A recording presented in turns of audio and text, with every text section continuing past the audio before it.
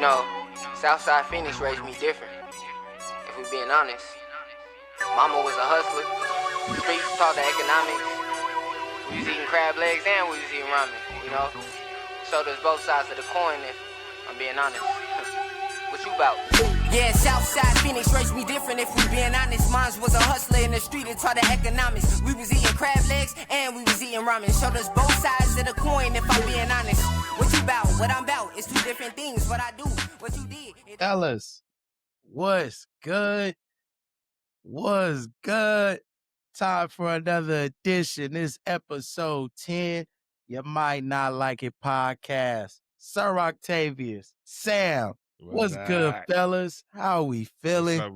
I'm good. A little heartbroken, but at the same time, I knew what was up. My Cubs going home. Man, now it's football season for me. Yeah, that's a rough one, man.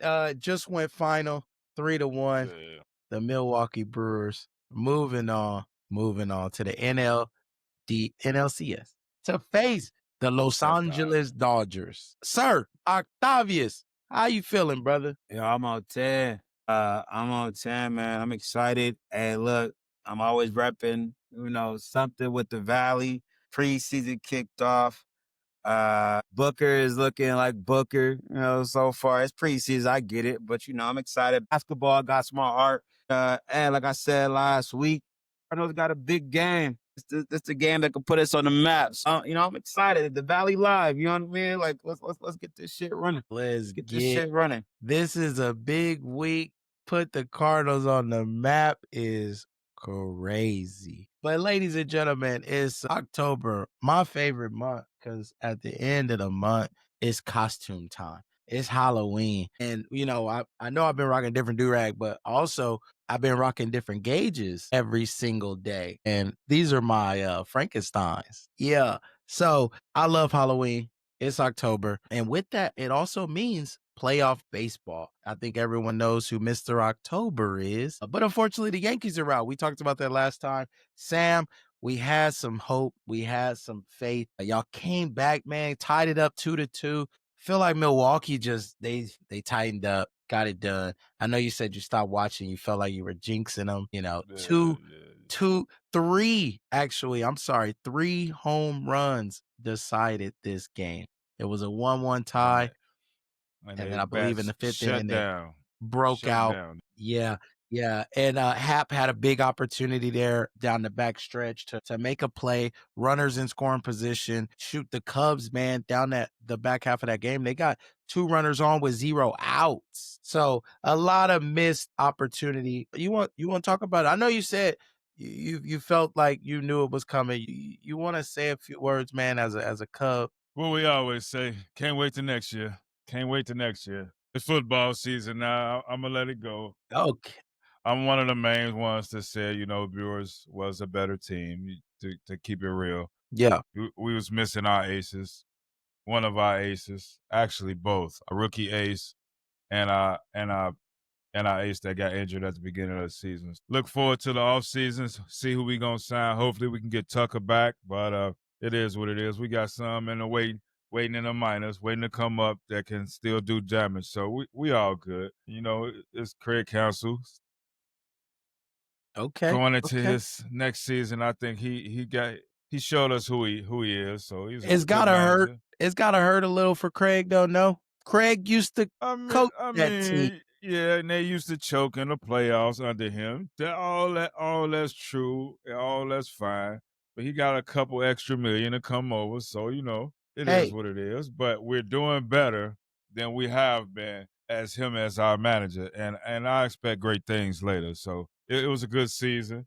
At one point I thought we was gonna be out of it. They rallied back, stayed afloat, able to make it this far. I'm proud to be a Cub fan, and like I said, I didn't like it, but we out of it.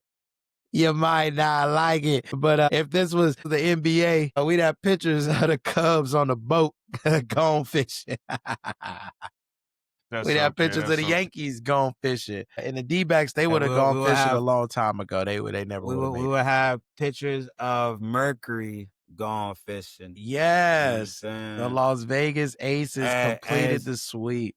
All I can say is y'all teams left before mine did. Hey, you know, a crazy fact that I seen today, or was yesterday, but 3 Arizona teams in 4 years lost in the championship. Yeah. You got the Suns losing. D-backs. You got the D-backs losing. You got the Mercury losing. We get to the promised land, and we don't know how to act once that. So, kind of crazy. It's crazy. Yeah, Crazy. but Things happen. The best teams that year always end up there, and the best team usually wins it. correct. And that was the year. Listen, that was the year I was rooting. I was in Colorado, and I was rooting for the Suns against the Bucks. It wasn't meant to be. Chris Paul, DeAndre, them two, and then the Suns organization just wanted to blow up the whole entire team that got us out for it, which made no sense in the world whatsoever. I mean, when you trade prospects for Durant, like Gotta blow it up. Some of your better players for Durant, and not just one. They traded the whole team, bro. Like we got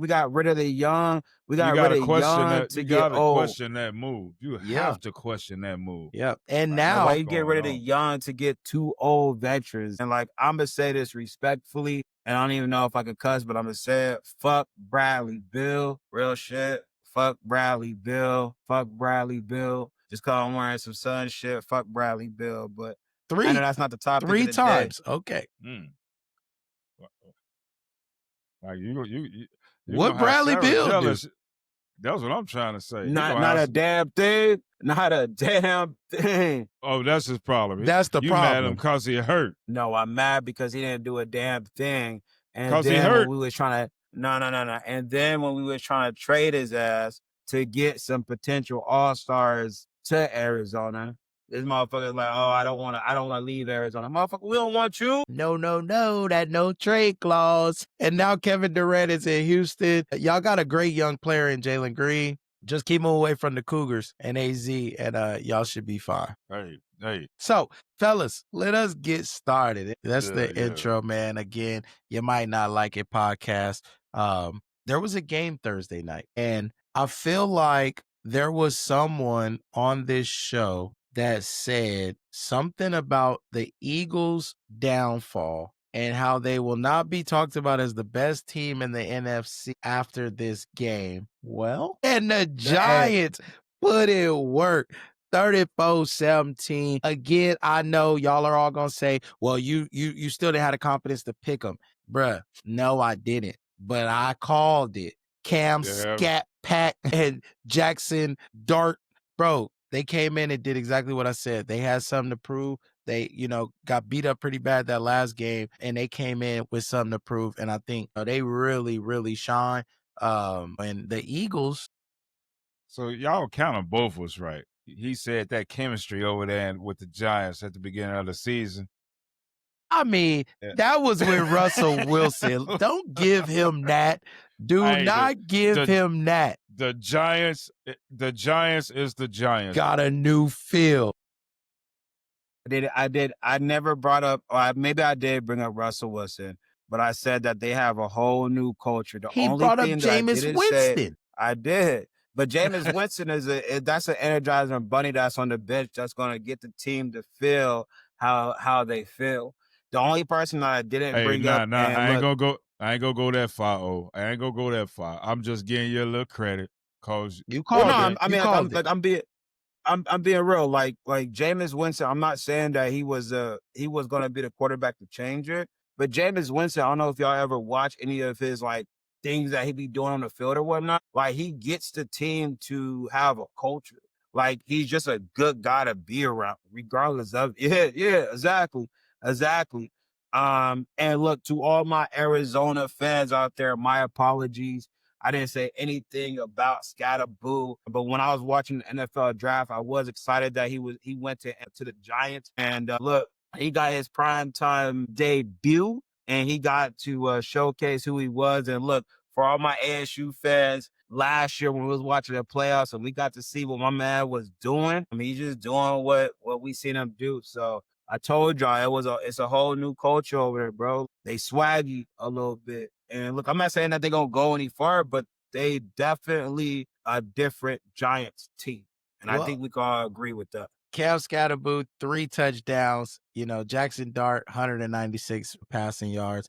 Jackson Dart also a lot of big rushing yards, and a concussion. That's what I was going to say, Sam. Now, do we got to start talking about Jackson Dart needs to start sliding, needs to start getting down, or because Cam Newton said this, and we all know how Cam Newton played. We knew Cam Newton's style, right? But one thing that Cam said that I loved and is 100% accurate. Cam was talking about, man, you need to slide. You'll be able to still keep that anticipation and that excitement when you make these big plays, even if you get down, because that way you get to stay in the game. And then Ryan Clark's like, Cam, I can see it now. They're going to post videos. They're going to do this. They're going to do that. Cam said, here's the difference. When I ran, I was the hammer, never the nail. And that was the difference. So do we got to talk about this? Because Jackson Dart, it does look like it's taking some unnecessary hits of trying to get extra yards, and they're not hits that are in his favor. Obviously, he's had to go to the tent twice now. What do we think is going to happen with this kid? You were starting to say something, Sam. Talk to me. First, I'm going to go back to topic. You did say that about the Eagles on the last podcast, that this might be their downfall. Even though you went against them, you did say this will be showing that they're not the best team in the NFC. But I also want to say with Dart, I expect him to be on concussion protocol within the next 2 games. Because you just ain't gonna learn that right off the bat. You got to sit down and look at the game now, because he wants to be out there, and it seems as though his coach don't give a rat's ass because he's trying to save his job. So, but I'm sure there's going to be an investigation on the process that they did to put him back in that game Thursday night. And there's a chance that he might play this week if it's not a bye, and by next week, because you're not going to switch him from trying to get that extra yard in 1 week's time. Right. He going to have to sit back and say, okay, I can't do this so I can stay in the game. We're going to have some Tua investigation stuff. Putting that man back in that game. I think it's already in effect. Okay. I feel he's gonna be all right. I feel like there's been a lot of quarterbacks that have had this type of mentality, and there's a lot of data involved that showcases what that effect is. Look, I think, what was this, his second game? The second game in, and they're going against the Eagles. Yeah, second start. And so, no, I truly feel that they're going to talk to him, teach him how to slide, teach him the importance of it. And I think he'll be a better quarterback and take his slides more than trying to run how it is. So there's just too much data out there for him to continue to play like he's playing. And there's too many players out there, too many quarterbacks that's been through that will probably reach out to him and talk to him. So I don't see that we're going to be seeing that much more from him, if I'm being honest. But you like it. You like seeing that, going out there, get the extra yard, that intensity. I just think you have a bruiser of a back in Cam Scatterbo that I think can bring that. And I think Jackson Dart, when he does break some of these runs, it's good. But I think getting down is in his best interest, especially now. I mean, Baker Mayfield, if you watch some of his games, he be taking some hard-ass hits. But the thing is like that shit wakes his team up. Mm-hmm. That shit wakes his team up. What was that, Sam? So, again, like, the concussion protocol on Dart refers to the NFL review, how the New York Giants handled the concussion evaluation on rookie Dart, October 10th. Oh, so they have started it. The investigation whether the team violated concussion protocol. Coach Dable entered the medical tent when Dart was being assessed. Yeah. I knew that would become a big story because, he did go in that tent. Cam went in that tent. And I know there's strict protocol that there should be no outside influence, and coaches are not supposed to be going in those tents. So that could be a big story, coming up this week. Just from what I was watching on the TV, when he walked up, looked in, they told him to back up, and he pissed. Dart came out, he slapped him upside the head. Yeah. Like, you don't care. You want to save your job. Yeah. That's what I seen. I don't think it's want to save his job. I think it's just like when you're in the midst of battle, and again, you're going up against the defending champions, and you're the underdog. Just I feel like at that moment in time, like you're not thinking. Now, I think if they talk to the coach, and maybe they did, I didn't watch the interviews, maybe he would probably do it differently. But when you're in the heat of battle, and your quarterback is shining, I mean, it's a man's game. It's a man's game. You know what I mean? And it's just like, yo, you good? All right, let's get your ass back out there. You ain't thinking about concussion protocol, how the NFL is going to view it, these rules, that. You look, at the end of the day, you trying to win the game. You know what I mean? And then after the game's over with, your emotions die down and you really start to think logically. And as far as an outside viewpoint, then you be like, damn, maybe I shouldn't have, egged them on or whatnot. But in the heat of the battle, you ain't thinking about that. I got a question for you, O. We playing softball, you my pitcher. The first two batters come hit the ball straight at you, line drives. Right up the middle. You get hit. You think I'm going to say, in the game, brother, I got your back? Or you think I'm going to take the ball? Let me finish. Or you think I'm going to take the ball from you, I'm going to pitch, and the next time I come up to the plate, what I'm going to do? So in other words, I'm in the heat of battle, I'm protecting my team, and I'm going to try to hurt them. I'm not putting you back into that game at that point. We're going to find out what's going on with you, make sure that you can survive, and to make sure if you get hit again, that we won't be sending you to the hospital. Because I can't just worry about this game as a coach. I got to worry about the next couple games, not just a couple. I got to worry about the rest of the season, the rest of your career. I got to worry about those things. So me trying to force you out that tent could be only one reason you're doing this, is you feel like your job is on the line and he's the only way you can win this game. Mm-hmm. Now, feeling like you the only way he can win this game, I understand that. But understand, if you put him back out there, he take one more hit this game, that you may lose him for the rest of the season. I don't think that's... Go ahead. So, I mean, first, you said if it was the first two batters and I get hit, okay, that's one. Like, we haven't even really started to get. Two, again, you got the Giants going up against the champ, and so it's a big game. It's a big statement. You're an underdog. You're in the heat of the battle. You're mid in the game. You got the momentum. Again, like, you coming in just trying to survive, and you see that you beating them. Again, when you're in the heat of the battle, the heat of the flow, and you got Russell Wilson that's getting booed off the field. It's not, I feel, and everybody's different. You're not thinking of safety, this, that, and the other. You're on the field, you're on the turf, you're in war. And so you go in and check it in. Hey, yo, you good? Where we at? What's going on? Like, yo, we got to win this game, right? And again, maybe it is about his job. Maybe it's about him showcasing that he's the right coach. Maybe it's just the momentum of like, shit, we got them on the ropes. Let's finish them off. And again, I played football for a little bit, but injury happened. And most of your players played through injury. Now it's just getting to the point where the league is getting soft. But again, like old school NFL players, like, yo, they played through injury. That's just the name of the game. That's how you show your manhood. That's how you show your team. Suicide, because possibly. Because they didn't have coaches. Because they didn't have coaches out there to protect the player from themselves. Sam, did you ever watch the famous movie Any Given Sunday? Yeah, I did. Watch that movie? Okay. Yeah, I did. Did you remember that last game where old boy was like, yo, if you take this shot, this could injure, this could paralyze. Hey, put it in me. Put me in the game as a player. I know it's a movie. Now we talking about a movie versus real life. No, right. But here's the thing, The thing is, though, is you got to think of it this way, right? If my son want to go do some dangerous activities, guess what my job is as the father? Yeah, for sure. To protect him. The coach's job. No, there's not a but. The coach's job is to protect the players from themselves, because that's the problem. What's happening is, no, I'm okay, because they're in the war zone. They're in that battle mode. And they're like, no, I'm good. I've done it many a times, I've gotten knocked, concussed, and I've tried to walk off the field. I'm walking to the opposite team sideline. Well, guess what happened? I went on that sideline and said, no, I'm good. Look, let's go. Like, I'm good. We're in battle. I'm trying to get this dub. The coach has to protect you from yourself.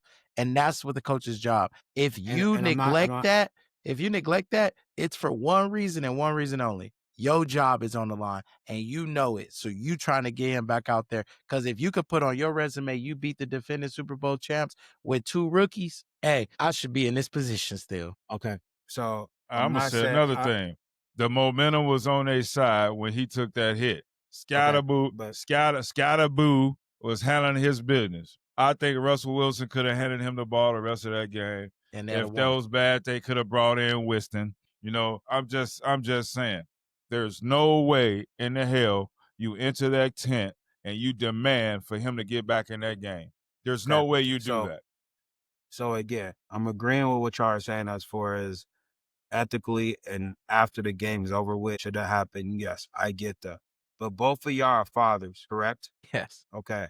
And so both of y'all have seen y'all sons hurt themselves in one shape, fashion. And I'm pretty damn sure both of y'all told y'all sons, get your ass up. You good. That's how us as men are developed and coached. Again, I'm not saying that what he did was right, but what I'm saying is when you in the heat of a battle, mind your adrenaline, your testosterone is going, and your objective is we want to take this team out. That's our goal. That's our mission. That's where your mind's at. You ain't thinking of nothing else. You go into your manhood. And again, yes, does he care about that? As his player, yes, the player, no, but I'm just saying, yes, the coach can't be that emotionally involved. Even as a coach, the coach is in the heat of the battle as well. I'm not saying that, yes, the coach should protect the player. The coach should look at it and be like, okay, hey, yo, sit out. But again, there's multiple coaches in this league, in the history, that has done the same thing. When they're in the heat of the battle and it's an important game, they look at their quarterback, they be like, you good? Can you make it? You good? All right, get your ass out there. That's because different again, than like concussion protocol, though. Like concussion stuff is different. Like a leg, a little twisted ankle. Yeah. Like, I mean, Tua. We just got done talking about Tua. Tua, we seen everybody worldwide seeing Tua was fucked up. He went to the tent. Everybody said he shouldn't have went out. But what, again, as men and how men are built when they're playing football, it's a tough sport. It's a man's man game. You do not show weakness. You don't. That's just the name of the game, right? And so again, as a quarterback, as a leader of the team, and as a coach, as a leader of the team, I'm going, and we're in the heat of the battle, a big game, center stage of the whole entire world. And I'm trying to win this game to showcase that my team is better than the champions. Hell yeah. At that time, I'm like, hey, yo, quarterback, what's good? You good? Can you shake that shit off? All right, get your ass in the game. Now, as the game's over with and after all the dust settles, my testosterone slows down. Then I'm like, damn, was that a bad call? Should I have did something different? Absolutely. As a dad, if I see my son skateboarding and he fucks his ankle up, he's bleeding, should I be like, damn, maybe I shouldn't have been like, hey, yo, go wipe that off. Stop crying. Right? Like, I'm just being real. That's just how men are. So again, we can't sit there and say football is a man's game. We want the game to be the old school way, rough, rugged, and not sensitive as it is. But then, like, when some shit like that happens, then we're like, oh, man, you know, maybe he shouldn't have went in there and then said that maybe he should have let him sit down. Because if they would have lost the game, it would have been a whole different type of conversation. Not if he's got a concussion. I promise you it wouldn't. Nobody would have said he quit. Nobody would have said he quit. And what if it comes out that he doesn't have a concussion? Then what? He got a concussion. He had a concussion. He has a concussion. But he got a concussion. The reason the concussion protocol is there, again, though, is to protect the players. Again, coaches, they may not be thinking about that because, again, like you said, yes, there are still some old school coaches out there that are about that. And, there's no problem at all with that. My son falling off of a skateboard and scratching his knee is different than my son falling off his bike and hitting his head in the ground. I will react completely different to those two situations.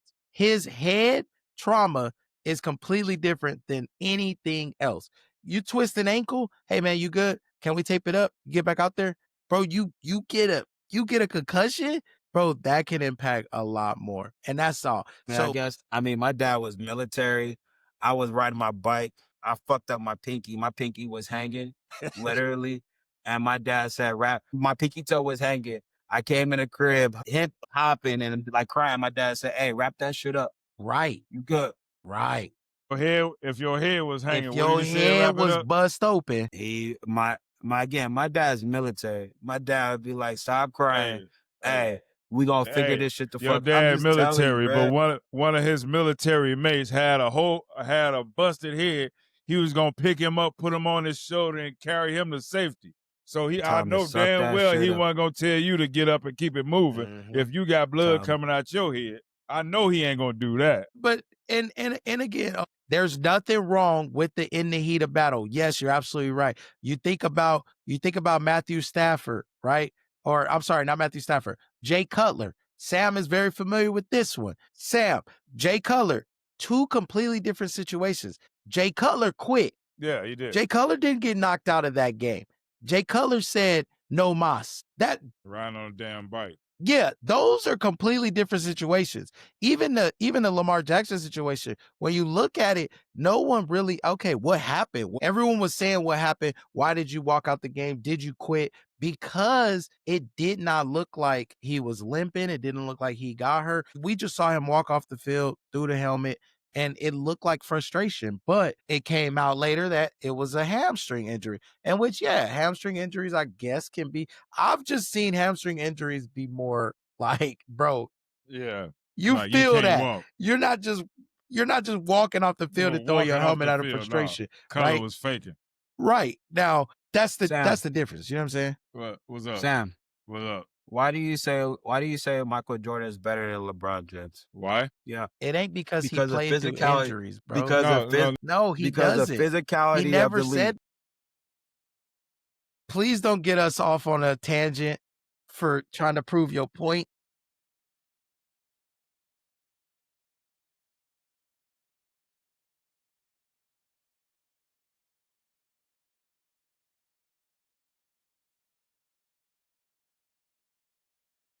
Through the regular season, it don't mean how many points you score. It doesn't mean all that. It means stepping up in the biggest times and the biggest moments, and everything is on you to accomplish this goal, and you do it. You step up in the hard times when the rest of your team cannot do it. Jordan has showed that more than any player ever. Ever. And championship games, not regular seasons, not throughout the playoffs. Michael Jordan said, I don't have nobody that's going to close this game out. Put it on me. I'm going to do it. He had 6 opportunities to do it. He closed out all 6. Period. Flu game. That's a illness. The flu, fellas. The flu game has nothing to do with those. But fellas, put the ball in my hands. Everybody in the world know that I'm going to get this ball and I'm going to score on my opponent. Jordan wasn't playing through concussions. To 3, 4 people. This is my last argument. Y'all all play sports. Yes, we do. Tyrone, you was a quarterback. Sam, you was a pitcher. Y'all both was leaders. Sam was a DN, a linebacker. Sam was all state. So at the end of the day, like when it comes to players, especially if you're a quarterback, I get that as a concussion. I get that. But at the end of the day, like and I wanted to still play, so I understand what you're saying. Exactly, and so that's. I needed a coach. But I needed a coach. The coach. I needed a coach to tell me, Sammy, no. But what I'm saying is like in that moment when you are in a heat of a battle with your team, your coach is with you. Y'all got one mission, and you the leader, and you get hit. You ain't trying to look like no set, because I ain't gonna say the other word respectfully for our audience. Like you not. And so again, is it wrong for him to do that? Yes. But when you are a player, especially when you playing a physical game like that, and you trying to win, beat the champions, look, that ain't gonna take me out. And is it wrong for the coach to come do that? Hell no, because the coach wants to win the game as well too. So do I have a concussion? Hell no, coach, put me back in the game. That is why I want to show my teammates. Correct. I want to show my teammates that I'm here to ride.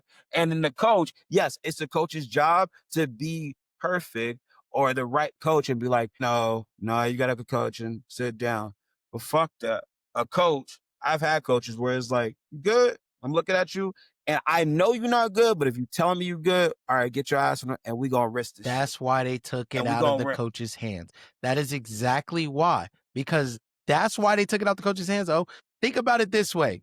That's sports, baby. In boxing. That's man sports right there. In boxing, who makes the decision to continue?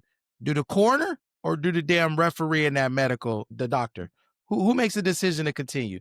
The boxer said, no, I could keep going. I could keep going. His corner, he could keep going. He could keep going. No, he got a knot the size of Pluto on the side of his head. He can't keep going. Fight over. And that is protecting the fighter from himself, protecting the player from himself. Everyone needs it because, like you said, our adrenaline is pumping. I'm the leader. I don't believe that my backup is good enough to do what I'm doing right now. I need to be on the field. It's the same mentality of, Sam, have you ever been carted off after an injury? They talked about this back in the day. You get up and you walk your butt off that field, or you limp off the field, you drag off something. You do not have that cart come pick you up off the field. It is an internal man thing, but I ain't get the cart, but I got the drive thing. The coach where they put me on the back. Yeah, that's the cart. They put you on the back. Yeah, they put you on the back and drove you down, off. Look. Hey, Sam, you got drove off, bro. It's cool. It's cool. It was an ankle injury. I couldn't walk. It's cool. You got have one good ankle. But I did have a concussion. Confused. Few questions was asked to me. I end up learning later that I answered them completely wrong, but I still wanted to play the game. He still let me out there. What I'm saying, I wish I had a coach that said, Sammy, go have a seat. Go have a seat. Because after that, I had probably a headache for like 3 months. Yeah. It's just like real leaders will never put their team in bad situations. And that's the difference, right? The coach has to take that, like the coach should be the one that's able to think on a higher level. Now, some injuries, like we're saying, there's different, but the severity, and I don't want to even say injuries like that because, bro, if you tear your ACL or it's a partial, listen, man, nah, can you feel it on the inside outside? Okay, nah, that might be an ACL. That might be, nah, we gonna get some x-rays. I'm not putting you back in the game. Another movie, Friday Night Lights. Booby wanna run, coach. Let Booby spin, coach. Nah, Booby, go sit down. And what happened? You put Booby in there, Booby get blasted, mess his knee up even more. Sometimes you just gotta protect the player. And I think in that instance, protect Jackson Dart from himself. I promise you. Jackson Dart parents, they be feeling away. Jackson Dart got blasted out there. He went back out there and got blasted and had, problems the rest of his life. They be on that coach. He should have took my son out. But they up in the stands cheering, right? Yeah. But once something happened, now it's, hey, nah, they should have took him out. You got to protect the player from themselves. The player will always want to play. That is, it's in our nature. It's in our veins, bro. It's in our veins. That's why they take the decision out of the coach's hands. And that's why the coach is not. To play. No, they take it out the coach's hands too. The coach don't determine it. The doctors in that tent, they determine it, and then they go tell the coach he not playing. But when he bumps his head in there and says, hey, what's going on? Hey, the answer is 3. Now we don't know what's going on. You know what I'm saying? So, but we got away from. They're investigating for a reason. That's correct. what I'm going to say. There was some ill intent. There was some malicious behavior, but we got off of celebrating, right? We want to celebrate. Obviously, it got there for the concussion because of the style he plays. I think if he becomes more of the hammer and not the nail, I think he could prolong his career. But get down, young fella. Get down. I've taken a few hits in my day, so get down, young fella. You ever got depleted? So I got hit on the blind side. So we used to run the wing T. And so we were just killing this squad, killing them, same play. And I pitch, and then I would lead block through the hole. So the safety was like, we just kept running the same play. And the safety just came down. I pitched it. I turned in the hole, and he was right there in my face, blasted me. I also had another one where I took a 3-step drop. I turned to throw left, and he was right there, caught me right in the ribs on the release. So I went right here. But those hits, oddly enough, they don't hurt as much as they look like they hurt. Sometimes you get hit so good, it doesn't hurt. It was almost like the perfect hit, which is weird to say. I've been hit. I understand. I've been hit turning and opening up, about to release, and I got blasted in the ribs, somehow held onto the ball, everything. Yeah, I've been concussed, and I've wanted to go back in the game. I said, how you ever got depleted? I've never been depleted. That don't mean your cleats come off. That means both your feet in the air.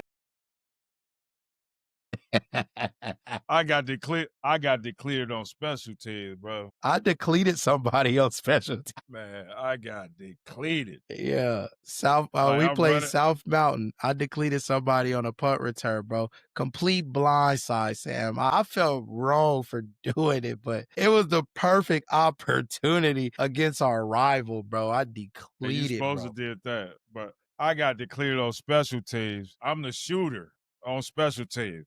The I go gunner, around, yeah. I get around one guy.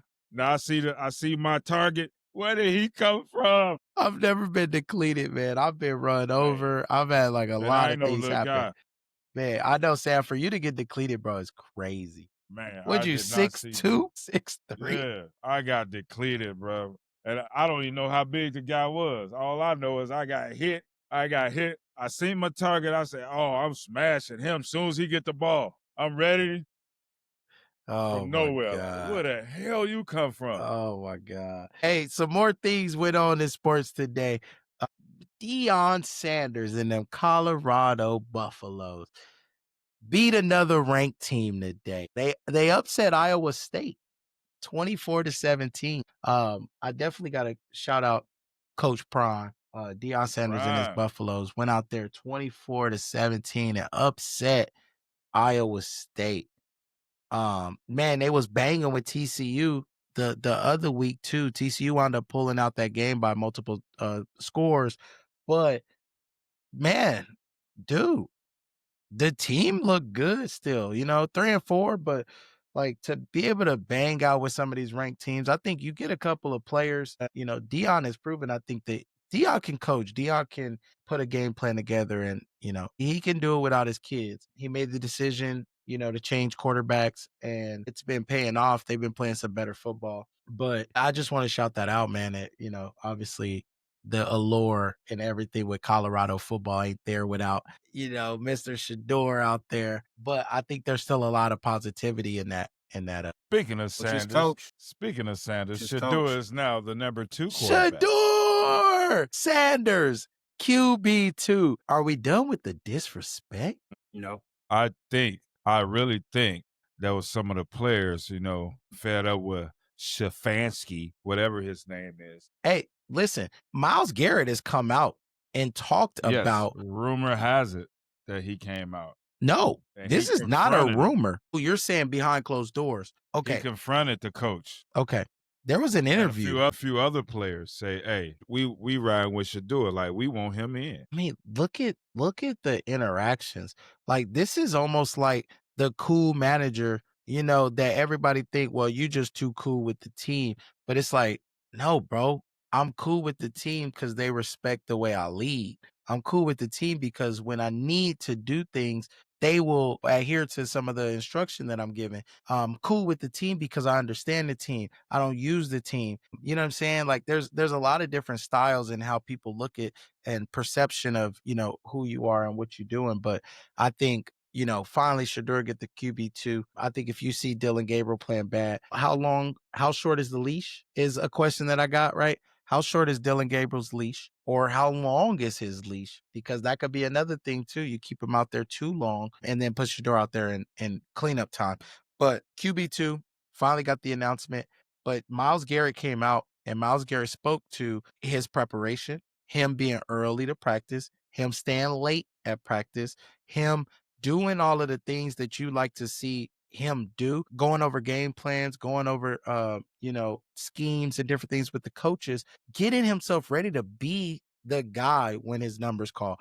And I think having players like Myles Garrett, like, and Joku, like having them come out and speak on your behalf or even seeing the interactions, it just speaks volumes that the narrative can't keep being this kid is unprofessional. All of these people in there are seeing something. So what is the media's take now? And now you look at, I don't know if y'all have noticed, every time you look at the TV now, what are they saying? We got to put him in there. He's got to play.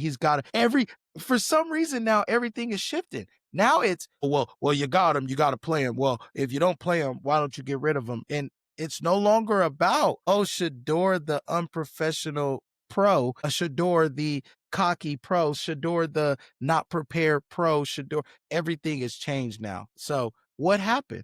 What happened? What did everything change now? Why is everybody pro Shador now? Because Miles them stepped out on him. Miles like, hey, I gotta stop playing a young brother like that. Hey, shout out to Dylan Gabriel. I will say this. Yeah. As much as I want to see Shador play, it is not at the demise of Dylan Gabriel. And what I mean by that, I don't want to go out there and see Dylan Gabriel get injured and then Shador come in. But I do want to see who plays better football. Who is going to get out there and get a team a better chance to win? Actually, I don't bench Gabriel unless he's hurt. If he's struggling, though, leave him up in there. They dropped you it. just They let him drafted him struggle. before Shador. I don't bench him unless he's hurt. Eat your crow. I'm saying though, they drafted him how before. many games does he underperform before you do bench him? If you do this, again, I'm a reference back to Peyton Manning. If you do this, you blow his confidence. You blow his confidence. You cannot take his confidence from him. If he's not injured, he should be your starting quarterback. You already made him believe he's better than Shador. You already made him believe that. So if he's not hurt, you don't bench him for just to win this one game. Because Shador step in and win this game, you blow his career. You blow Gabriel's career. He's not good enough in his head. Yeah. But I think that's what they've been trying to do to Shador is waver. They've been trying to make him waver all this time.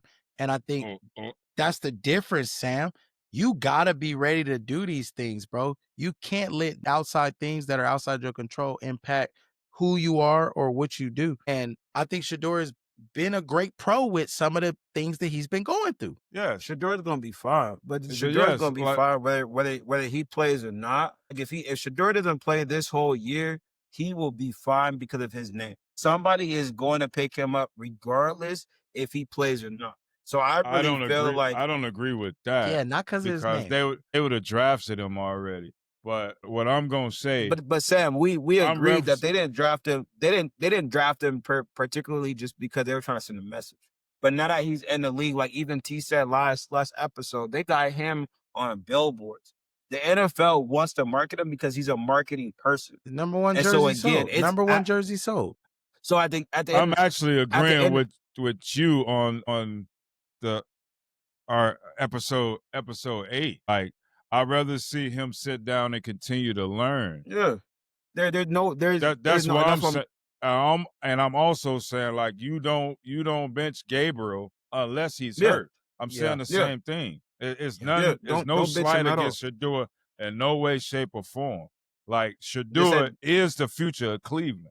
The fans want him. I don't think he's the future of Cleveland. The fans want him. I really don't. Most of his players on the team want him. The fans wanted Baker Mayfield, and they still got rid of his ass. Like we all have to just agree that, though, bro. The Browns, this is just a horrible organization. They don't know what the hell they doing. Yeah, this is different though. Shador got this like swag. Even when Baker came into the league, he had a following. He did. Not as big as Shador, but he still had a follow. Again, 100%. He had multiple commercials. So again, like they just don't know what the hell they're doing. And that's what I'm saying. Like, because they're still trying to figure out as an organization how to control or how to handle or how to develop a top tier quarterback that they've drafted now for probably the last 4 years. This ain't a team for Shador, man. Hey, like let him sit. The difference though, Baker was on the field. Like, true. That's the difference. But I mean, what did I get him though? That didn't get him anything besides going to Carolina and being a secondary. I mean, it only took his work ethic and him being him to go to Tampa Bay, which people really didn't even like him going to Tampa Bay because he had to go after Tom Brady. Nobody still believed into him until he actually started doing what he's doing last year and then started this year. Right. And so now they're like, now Baker. And so that's what I'm saying. Like they believed in Baker in Cleveland. He just didn't show it. That's all. The organization just didn't build around him, bro. That's what I really would say. And then he had the famous wide receiver who was one of the most gifted wide receivers ever, but just couldn't stay off the weed. And do you not think Baker, is that not where Baker might need to step in there? Like, hey, Josh, brother, this is how you pass the drug test? Shit, Johnny Manziel could have showed him how to pass a drug test. Johnny was there. Josh had how many opportunities? How many opportunities did he have? Josh was like 5. Josh was such a great talent. I felt like they gave like 5 him or 6, right? multiple opportunities. Like he's gonna have probably one of the best 30 for 30s as a gifted wide receiver that just could not stop smoking. Nobody's 30 for 30 will be better than Johnny Manziel's because everybody knew exactly what Johnny Manziel was doing. Everybody knew. Bro, I knew damn well Johnny Manziel was out there just, boy, he was balling. But I knew the night before he was getting blitzed. Oh, 100%. You could see it. You could tell the way he was, bro. You could tell. He was soaking it. I got a question for you, O.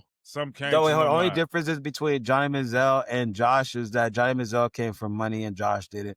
Like he was just a hood ass dude and he couldn't just get off the weed. He was a gift and the league gave him so many opportunities because they seen it. They're like, bro, you was gifted. I'm about to change the subject. Go ahead. All right, go ahead. I'm about to change the subject since he brought up LeBron. See what I mean, bro? Listen. I want to know who's the best shooter of all time. 3-point shooter, 2-point shooter, mid-range. The best 3-point, free throw extended, the 3-point shooter of all time. Oh, what's Steph Curry? Oh, okay. We agree on that. Bro, it's if we're going best shooter, I just want to change the subject. That's all. But if we're going best shooter, speaking of Curry, who I would say is the best shooter of all time, I would probably. I know y'all probably not gonna like this at all. I would probably say Kawhi. Hey. Because, bro, no. Like, actually, give the people an explanation. Yeah, just please. I understand I understand like all his his antics and everything that you're Kawhi antics. But like my man, Kawhi, like everything that he went through. Like I know all the news and everything. But the dope thing about him is that he mastered the mid-range game, like the mid-range game that is gone from the NBA. He mastered that. Anywhere inside that arch, he would hit you with. Either him, Kawhi, or the best pure shooter was Clay. I love Clay over Steph Curry all day, but Clay had a perfect shot. But again, if we're going stats and factual and everything, it's Curry all day. I'm just saying, as for me, who I would say is one of the best pure shooters is a clock. Hey man, that's me. I'm gonna say this, and this is it, right? The best pure midi shooter is Kevin Durant, period. The best shooter is Kevin Durant, period. It is not. I'll get that to you. Yeah, like it ain't nobody else. I'll give that now, we talk about the best 3-point shooter, Sam. The best 3-point shooter, because you can't give Curry all the credit because Ayesha wants some. So his wife is the best 3-point shooter. Let's talk about it, Sam. Because I know where you're going with this question, brother. And it just seems like, I don't know, man. Like Steph Curry, I think, is on a pedestal right now that like a lot of people that watch basketball, you know, they're putting him up there, man. He's in some top 5 lists, some top 3 lists, right? It's getting there. Obviously the number 1 3-point shooter. At what point as his wife do you shut the fuck up and just like chill?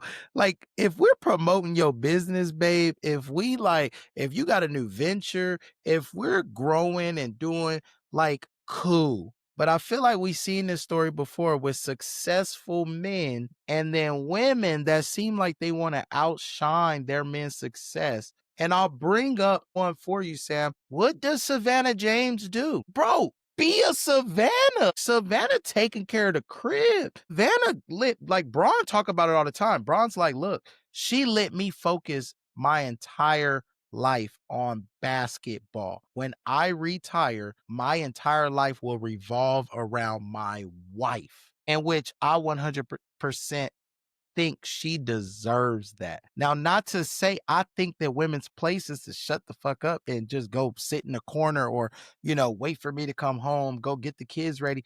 But I think the way Ayesha is out here, I just think that it's a form of disrespect to her man. And it doesn't make him look good in my eyes. I'll say my eyes. I think more of the public eyes. There's a lot of people that have some strong opinions. Her latest Her latest thing is, I never wanted to get married. I never wanted to have kids. I never saw myself getting married, or having kids, having the family life. I always thought I was going to be a career woman. And then in the past, it was all these women want my man and no one wants me. No one wants me. Like, when is it enough? When is it enough? Like the more I thought about this, it is what we talked about, man. It's the modern day women now. You know what I mean? They want that fame, they want that glory, they want that attention. And it's not wrong for her to want that. It's not. But I mean, you have to have the kids. See? You know what I mean? Like, you could have easily been like, nah, you don't want this. So I don't know, man. Like I said, we talked about the modern woman and the traditional woman. And nowadays I feel like the woman, or the way that society is, it's all about the attention that you get. It boosts their immoral or their feelings. And maybe she just doesn't like to be sidelined anymore. You know what I mean? Like at one point it felt good. She was a spotlight. She was getting attention. But, at the end of the day, as much as we hate it, I don't even think Robin liked to be Robin. As a married woman, why do you need other men's attention? Because again, it's just like I'm just trying to think. It's like the society that we live in. You know what I mean?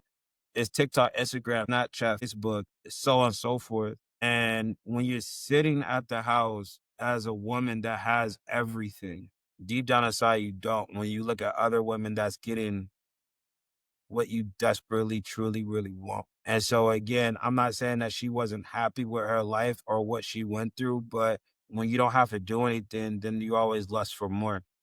And so deep down inside, this is what she wanted. I mean, she's speaking what she really wanted. She got something that she didn't. This is who she is. Talk to me, and Sam. It's just society. Like, again, I'm telling you, I've been thinking about it, and it's as fucked up as it is. Like, it just really, that's just the real thing.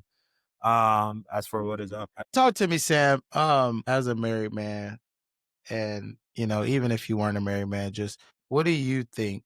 How does this look? How does this make Curry look, right? Well, how it could look, I can't say how it makes Curry look because I think differently now that I'm older. I can't say that when I was younger I wouldn't feel the same way most people feel.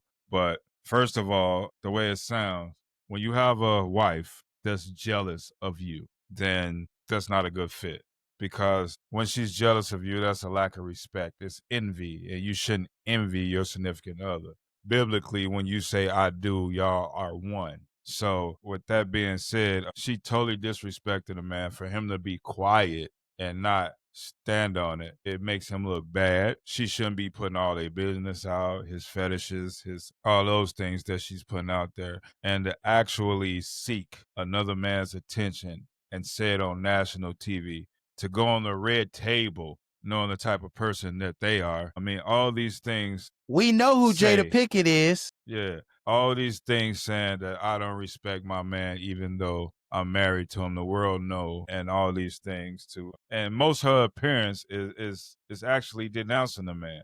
Anytime you have that coming from your significant other, that's somebody that don't have respect for you. No matter what you have, no matter what you got, it's not enough. And it goes, and I'm not trying to be funny or nothing, but it goes all the way back biblically. All the fruit, the so-called fruit on all the trees wasn't good enough. So since this one gonna give me a little bit more than what I got, I'm gonna take a bite of it. So I mean, you can most of the time not satisfy people, particularly women, no matter what you do. A lot of men are that way as well. So I just ain't gonna say women. A lot of men are that way. No matter what you do, you can't satisfy everybody. So the fact that they started young, she didn't get her whole phase that society says she needs. But you can't build your marriage off what society wants. You can't build your togetherness off what society does. If you do that, you're bound not to work out in the first place because you're not living your life. You're trying to live someone else's. And it's just totally disrespectful. I feel like the man should, with all this being public the way it is, I think counseling that won't even do any good. It's been in her head too long. She don't want the family life. She don't care about his money. she want to hang out with other men. She made it obvious, and pictures and everything shows that. So she didn't want the kids. She didn't want to be married. I personally would say, okay, since you don't want kids, you can't take half, you know? So I'll be like, hey, I take my kids, I'll move forward. But then what happens later on when he's happy, then it's gonna be a whole nother issue. Be a new problem. But that's why I was saying it's like society, man. Like society's influencing this as far as attention. Because again, like you said, like Sam, like this could have kept it stayed in house, but like to break it out is just to seek for attention. And that's like that's what social media is all about, is like how much attention can I get to be able to fill that void. You know what I mean? And so again, it is the common thing. Like I said, you can never make a woman happy. I'm a true believer on that. It's, to me, a lot of, what I see is what was she like before, right? That's my question. Like, I feel like before you get in, some of these relationships, or before you get into, anything that's happening, what was she like before?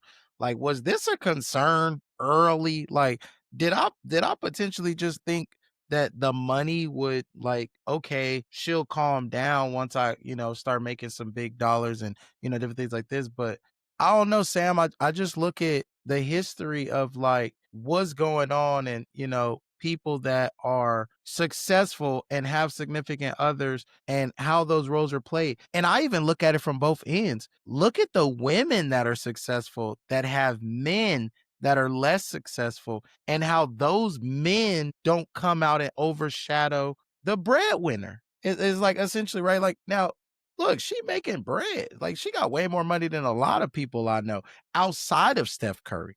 Over 50 mil alone. Obviously, Steph a little over 250 mil, different things like this. But yes, she has some independence that she can absolutely fight for, go get. But, like, at this point in your life, where you at, I get it. You got 4 kids. Y'all got a marriage. If you don't want that, you can get out of that. At this point in your life, you're not some broke girl stuck with 4 kids and a ain't shit baby daddy. Steph will figure that out if that's what needs to happen, if that's what you want. If that ain't what you want, then why are we out here talking about it?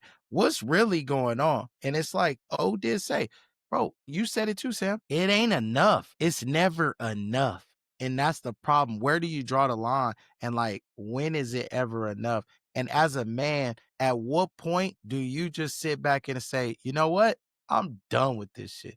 Like, I've done this, and that. A man can't do it, but because, like you say, society now try to demasculate men. If a man did those things, he would be considered no good. He would be considered a deadbeat. He don't care about nobody but himself. Like, those things that'll come at a man. Mm-hmm. So he got to sit back and take it. He got to sit back and take it. Let her say what she's saying. He can't do anything. I think that makes him look more demasculated. Like, you need to come and, like, something need to happen. I mean, I want him to say something too. The more he's supporting her. He's supporting it. I'm not a marriage counselor, so I mean, but me personally, if I'm in his shoes, meaning money, fame, and all that, and she's going out there saying what she's saying, and I'm supporting her every which way possible. What I'm saying is, you got yours, I got mine. I take the kids. Go have your fun. I don't want to stand in your way. Go have your fun. I think whole phase is right. I think there are the times where the women didn't get that whole phase. They got locked up early, and they need that breakout. But who actually need a whole phase? It's because women feel like, if men can do it, we should be able to do it too. Yeah. If there are millions of women lusting over my husband, I could have millions of men lusting over me. But yeah, Sam, that you're right. Society is the cause of this, because, like, this is feminism, Sam. Like, at the end of the day, this is 100% some feminist bullshit, because you now want to say, oh, well, if my husband can have 1 million people lusting over him, why can't I have 1 million people lusting over me? I want to be That's equal. called jealousy. That ain't feminism. Sam, that's equality. That's it. That is feminism. That is equality. Women want to be equal to men. You're 100% right, though. That's 100% jealousy. I could see all of this making sense, Sam, if Steph Curry out here dicking bitches down, Steph Curry out here in the news, cheating on his wife, doing this, doing that. I could see all of this making sense. She want to break out. But Sam, Steph Curry seemed like a stand-up dude. Steph Curry don't look like the type. Yeah, we just said that about like, 1,000,001 people and find out later that they got a side baby somewhere.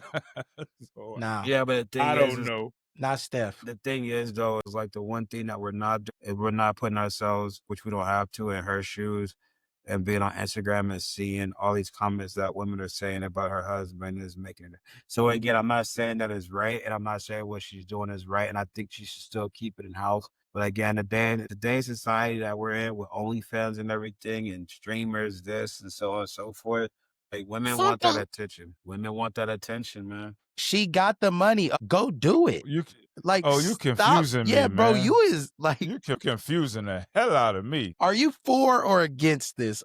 Like, is this woman empowerment to you, or is this like neglect No, okay, so like to her husband? I'm against it. I'm against it in the form of her coming out publicly and stating, I'm against that. Like, keep that in house.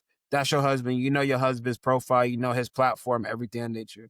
You're doing that. You're doing this particularly just because you have the platform because of your husband. And so you're gaining that attention to be able to state how you are, so on and so forth. Now, I'm for it because at the end of the day, if that's who she really is and that's what she really wants, then she should be able to go and do that, regardless of how we feel, how we think, and what we think about it, right? It's the way that she's going about it. And again, like Sam said, look, they started young. We all had young relationships. And look, at the beginning of the time, it was a young and fame. She probably didn't even think when he blew up and became a basketball player that she would have kids, so on and so forth. In her mind, she could have been like, oh, we about to go out, we about to have parties, about to be a millionaire, this, that, and the other. I'm about to be this, I'm about to be that.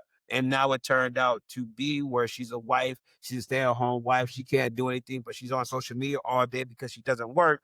And she's seeing what other women are doing her age in this prime. And she's like, damn, I'm missing out on my life. I feel like I got it all, but I don't have it all. And I can't experience it all because I have a life that I really didn't. And so again, like if that's what she wants, you can't be mad about it. I just feel bad about how she went around it. And Steph Curry can't really come out and say anything because so he's just gonna be a Will Smith and it's just gonna be a bigger episode that probably he doesn't even really want it to be. Hey, I could kind of agree with you. Oh, my confusing part is like what I can agree with is she has a right to feel the way she feels. I can agree with that. Maybe that's something that she wasn't expecting. But just as well as he should have seen these signs, he should have knew because when they was younger, she upped and moved to California to try to go after a acting career that she did succeed at. But also the fact that if this something she didn't want and she wanted that whole phase and she got enough courage to go out on talk shows and go on social media, she got enough courage to do it there. She have enough courage to pull her husband to her side and say, hey, this is something I wasn't ready for. I want to be who I was. I want to be where I want to be. I want to be over in music videos with Drake.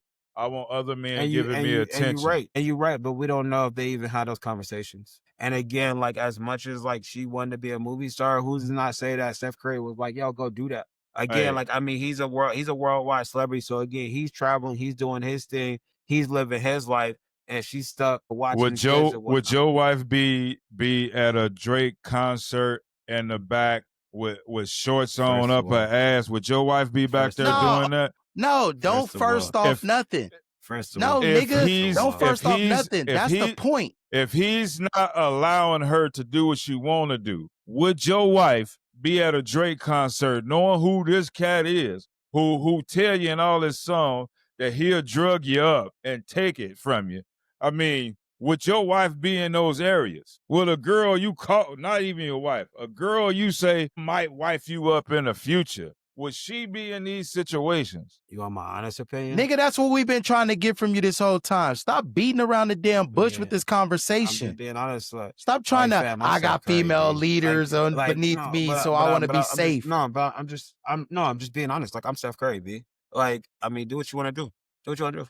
Like, I mean, like, truthfully, like, if that's what you want to do, like, go do what you want to do. The question was, I'm not going to stop. If he's not supporting her and she's not able to do what she want to do, why would she be in that situation? That's the question. Like everything she doing, he's supporting her restaurants, he's supporting everything, he advertising for, he doing all these different things. He doing all these things, and he was on a talk show host. Even he was with a talks. He was being interviewed, and he even described when they first got together. Like she wasn't even in the area no more. She moved to L.A. He went out there. He was like, "Oh, she moved out here." Reach out to her, say, "Let's hook up and kick it for a minute." So they kicked it. Then now we here. You know what I mean? But that's what I'm saying. Like speaking as far as like if I'm Steph Curry, I'm a multimillionaire. I'm a face that everybody knows, and I have a multi-million females following me, and I can get who I want. And I got a female that I've been with for X amount of years, stating that she not wants just to a go and do her female, own your thing. wife, the Okay, mother my of your wife children. that wants to go out and do her thing. Go. I will be fine. Like I'm just being real with you. So if that's your wife, you never look. I'm not saying that I'm never loved, but I'm just saying, like, at the end of the day, like, what you want to do? You want to trap her? You want to hold her in? Like, again, like, if that's what you want to do, like, I'm sitting here supporting, I'm doing this, that, and the other. I get what you're saying. And, like, at the end of the day, if you want to leave, like, I'm still Steph Curry, B. Like, I can have me another female tomorrow, the next day. But, like, it's not, like, this is bothering you. Like, the attention, the infatuation, the lust and everything, that's bothering you. And so if it's bothering you, you said you if go it's bothering Beyonce her. I can have another you if tomorrow. if it's bothering you that bad to do what you want to do, then do it. Because guess what, Sam? I'm gonna wake up tomorrow. I'm still gonna be Steph Curry. I'm still gonna have multiple women chasing after me. I'm still gonna have multi-million-dollar falling in my bank account. I'm gonna be just fine. Yeah, I'm gonna miss the love and support and everything in nature, but I'm not gonna harbor you in or hold you in because that's what you want to do. And look, we all know when they go out and they do what they want to do, they'll come back. So again, like, yeah, do your thing. Actually showcase what you want to do so that way you look how you look. And once you fall out and you escape, then that gives me all the right as a man to do what I want to do, and I'm fair game. Like, I'm just being real with you. So you support her. You support her. You don't think that there's a place and time for all of that. As who I am, and I think Tyrone, you know this very well. As who I am, look, go chase your dreams. I hope you find everything that you want and you need. So I don't understand how that's not beta mentality, bro. Like, help me understand, because it sounds like you getting walked over and you just waiting for her to come back. Go get dicked down by 30 niggas and then come back to me and our family. Right. He didn't say he was gonna take her back though, Tyrone. I didn't even hear she got released. She wasn't even on the waiver wire.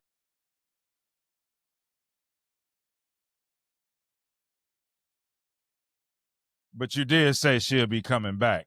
They always come back. Of course she would. Of course. Like, y'all acting like y'all ain't never had ex-girlfriends that never came back to y'all before. No, nigga, it ain't about that. What we saying is, like, when I look at the level of disrespect that I think. Oh, it's disrespect. Here's the thing, though. This is the thing. Regular niggas can get this type of disrespect because they're not doing some of the things that Steph is doing. They're not supporting a woman in the ways that they woman need to be supported. They're not doing certain things. In this scenario, the only thing that's missing is Steph might not be the club nigga. Steph might not be the nigga that want to go hang out with 50 bitches and let her pop bottles in the club. And that's all you missing? And it's causing you to go on shows and speak ill about certain things that are intimate or close that we discuss. And now everybody knows. Like, I didn't need to know he had a foot fetish. Hey, okay, look, I'll bring it to y'all like this. If you're a beta, you're the one that's gonna be like, hey, no, don't leave. Like, let's work it out. We can figure it out. Like, what do I gotta do to make it better so you don't have this, so on and so forth. If you're an alpha, you like, hey, yo, your thing. Have fun. Hey, hold on, brother. Enjoy. I gotta stop you on that though. And wait. Enjoy, because again, like, I'm going to be fine. Like, again, like, you can leave. I've had my time with you, right? Like, I've had my time with you. And again, y'all go talk to men that have multiple women chasing them. I guarantee you, if there was a woman that was leaving them, they're not going to be like, oh, wait, no, come back. Hold on, don't leave. No. Hey, yo, deuces, have fun. I'm good. Trust. Hey, brother, having a woman or a girlfriend and having a wife That's two different things. Now, men are responsible for relationships. Men, biblically, you're responsible for your wife. You're not biblically or gonna say I do under God and then say, hey, you want to go out there and have fun? Bye. Go do your thing, cause who I am. That's not what a man is. That's not a beta who's saying, hey, let's figure this out. Let's work it out. That don't make you a beta. That makes you a man. Now, what makes you a beta? She's not your wife, and now you begging and pleading for something that's not yours. That's not yours. And I'm not labeling your wife as your property. I'm labeling your wife as she's you. You are her. Sam, y'all are if one. a woman wants to leave, a woman's going. If a woman wants to leave, a woman's going to leave. The biggest player in the world is a woman. If a woman wants to leave, if a woman wants to cheat, a woman's going to be able to cheat, and you will never know. That's not. So again, that's not what I'm saying. And that's not what we talking about. What I'm talking about is you said if the man chasing after his wife makes him a beta instead of pushing her on, saying go about your business. No, what a man does that's married, when she wants out, he try to find out. Y'all seek counseling. Y'all do all these things. If that point it doesn't work, then it's time to move on. But you have to try as a man. That don't make you a beta. Now, if that's your girlfriend and she wants out, or she's somebody you just been with for a couple of months, and she then feel like this ain't what I want. I done got out of what I need. Now I don't want it no more. Now you go chasing after her, who brings no value to you, you're not one with, then you're a beta. Then you're somebody that you shouldn't be. You're not a man at that point. We got years. That's what I'm talking about. Okay, like they've been together. They've been together since they was 14 years old. They now in their 30s. He's supposed to fight for her. Now, I did say he's supposed to fight for her. Now, what I don't know if they saw counseling and all that stuff, but the things that she have pulled off over the last couple of years, we don't need counseling no more. She made it perfectly obvious that this is something she don't want. She came on national TV and said, I didn't want to be married. I didn't want no kids. I wanted a whole different life than what I have. That's telling any man that, hey, she don't want you, period. She don't want you. Chase.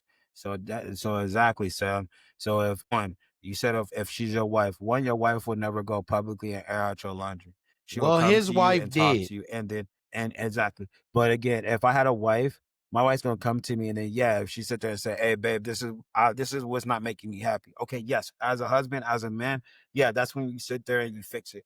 But then if your wife goes out there and publicly humiliates you as a husband and says the things that she wants publicly, at that point, there's nothing else for me to do for you besides to let you go. I'm just being truthfully honest with you. And again, like at the end of the day, there's no saving that. You know, like you went out and publicly stated. So now I look like a weak man sitting there, like you publicly stating what you want and how you feel. What am I gonna say here and keep crawling back to you? Hey, yo, go do your thing, boo boo. We good. The only thing I was saying, if he tried to make it work with his wife, you was calling him a beta. That's the only thing I was disputing. Sam, Sam, what I'm saying is if it's behind closed doors, if she did it all behind closed doors and he tried to make it work, cool. I understand that. I agree with that all day long. But the woman went out publicly and stated what she wanted publicly. Yeah, okay. At that point, that whole wife and thing, no, that's done, B.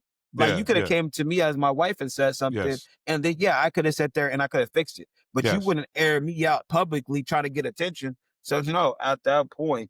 So we kind of saying the same thing, but your first for the most part. But your first wording confused the hell out of me. And I don't know if it was just me confused. I don't know. But I'm gonna end it with that. So I understand what you're saying now. Been confused this whole time. Okay. It wasn't. So listen. All right. Well, I mean, I did start laughing, and like I was more speaking as far as how she like in her world. But again, like when I started at the end, it's like Steph is like, yo, fam, like at the end of the day, we've been together 14 years. If that's what you want to do, I'm fine with you leaving and doing your thing because I'm still gonna be just okay. But the thing is, this is like, and for like what I speak on and with this is it's the disrespect to like what seems like, and everything has to just be perspective because we're not there, obviously, right? Right. Steph Curry seems like the golden boy. Like essentially, right? Like he seems like the golden boy. It's not like he out here wild and doing this, doing that, doing this, doing that. And now he's got a lot going on, but that's what I mean. That type of disrespect for somebody that is locked in and being true to, what's going on. And one thing, we talk about goats and everything, man. Listen to me. Like, ladies and gentlemen, this has to be said. And I'm sorry, you might not like it, but LeBron will forever be the GOAT over Curry. I ain't heard Savannah come out and Cause his say, wife? I ain't heard Savannah come out and say a goddamn thing. But also, it's not even like that type of a comparison to where I'm like, LeBron got his girl in check. That's not what I'm saying. What I'm saying is, bro, Savannah, hey, babe, we got a happy family. We got kids that are about to go in the league. We're raising them right. We showing up to games together. We're like, I'm afraid, Sam, when Curry's son got a game, Curry gonna be the only one pulling up supporting him. Like, that's the direction it looks like this is all going in. Whereas LeBron, it seems like, is doing everything united, everything as a family. And that's some GOAT shit, Sam. Because LeBron, you talk about how many bitches want Curry? LeBron came into this with all of that. LeBron came into this with panties being thrown at him, bruh. Like, are you kidding me? LeBron came into way more temptation than anybody else in the world, and not a peep. I ain't gonna even tell you what rumors have LeBron was wearing a few. And what is Savannah said about those LeBron wore a few panties too. And what is Savannah said about them rumors, Sam? I have no idea. You know what a rumor I have? Somebody fucking Ayesha Curry. That's all I could say because I don't believe Steph out here fucking bitches. But I think Ayesha out here getting cracked. Because here's the thing, Sam. If I'm an Ayesha Curry fan and I'm an admirer of her, guess what I believe now? I could crack Ayesha Curry. The way she walking, the way she moving. Just because she the way was she Curry's walking, the way she moving. Yep. I can't deny that. It do seem like she done threw it to Drake at least. Hey, she tried. You know what's crazy is in the photo, she one friend over from Drake. I promise you, because that camera came out, she probably moved over. She was probably right there. Hey, I seen a little clip where Drake was at the table with them, with Curry and her. And both of them was standing up, but she was kind of like pushed back a little bit, like, oh, is something about to go down right here. Look, man, I just don't think it's cool. And a lot of people have dragged her. Some women have dragged her. Some people have come out and supported. The part that I'll tell you that I think the only thing that I would say, no, yeah, that makes sense. Telling people like, oh no, I didn't imagine I would have kids. Yeah, like everybody, bro, I didn't imagine I'd have 2 kids. Like my story, I didn't think I'd have 2 baby mamas. I didn't think I'd have 2 kids by 2 separate women.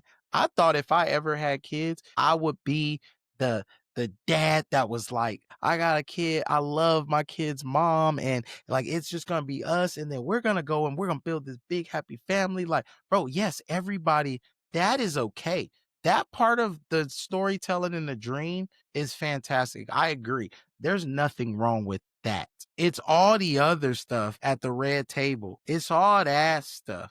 Like, bro, you don't need any other man fantasizing over you but me. I don't need any other woman fantasizing over me but you. That's Red it. Flags. That's it. I don't need you going out here telling these people that you have a fantasy of men. Listen, I know women that have fantasies of wanting to be with multiple men, and you know what they are? Rats. 304s. Listen, it is what it is. We call them hood rats back in the day. Sam, it is what it is. There are some people that are in positions and, they're telling you who they are, what they are. That's demonic, bro. That's demonic. They're telling you who they are or what they are. It's hard for me to say that I think that she faithful. Yeah, somebody done cracked because of what I'm seeing. It's hard for me to say anything differently. And that's what I'm like, that's crazy.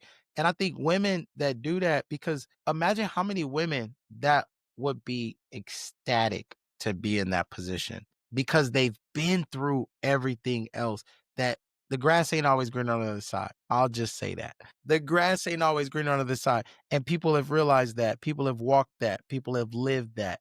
and she is about to become another victim of it if she does not get it together. What most people don't realize, since society is influencing all these women, what people fail to realize, the only difference between us and the Currys and the LeBrons and all those guys is the levels of money. That's the only difference. You got hoish people that's rich. You got hoish middle class. You got hoish poor. But when it all boils down to it, if you who you supposed to be, then you're going to be satisfied with what you got, especially if you're married. Now, them being married and her mindset is totally different than who her husband are, then honestly say that she need to go her way, he need to go his. She made it publicly known that this is not the man I thought I wanted to be with. I need attention from other men. I don't need his attention. Like these blatant sayings. I don't want his attention. He's getting attention from all these women. I'm jealous. I want all those attention from men. Yeah. Now, a woman's attention, like, is different than a man's attention. A man's attention, he going after them draws. That woman's attention, she might want a little penis, but she want that money. But that's the She thing. might accept the penis just to get the money. But that's what's making it worse, Sam. She got the money, bruh. You're talking about regular girls.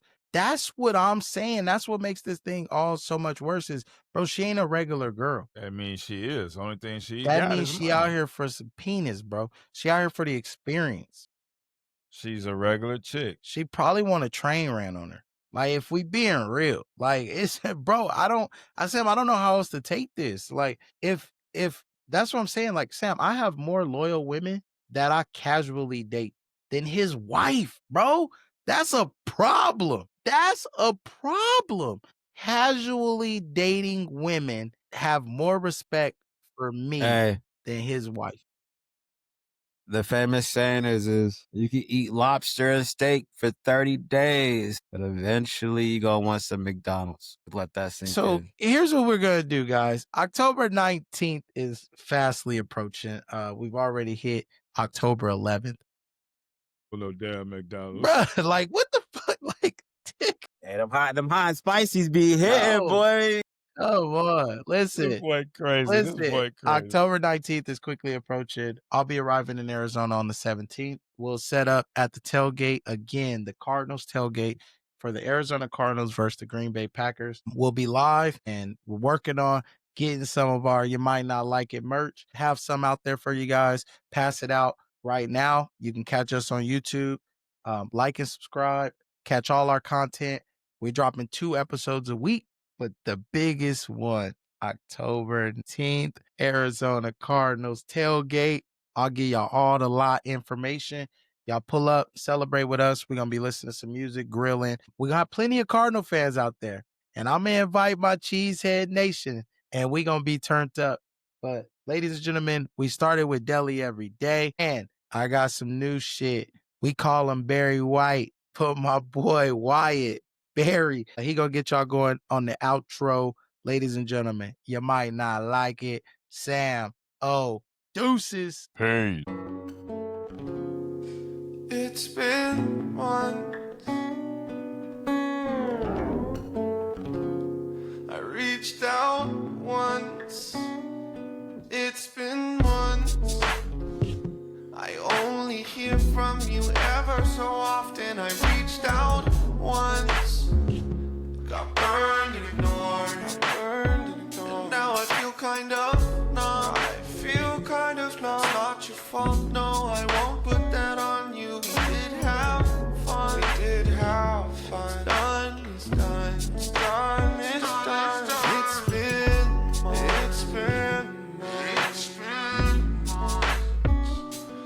been I wonder if I cross your mind. You could throw me a rope for a start. If you don't wanna be tearing me apart. There's only a little hope left in my heart. There's only a little hope left in my heart. And it's been months. reached out once, got burned and ignored. It's done, it's done. It's been months.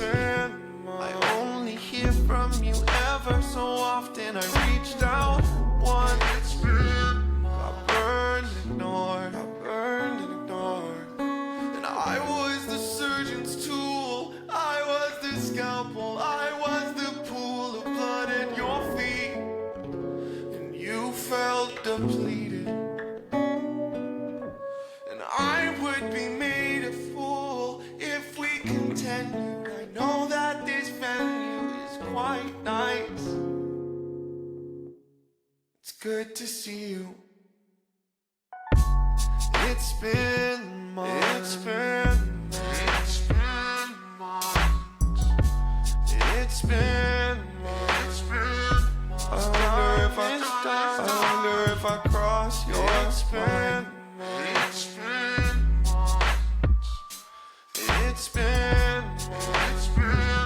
I wonder if I cross your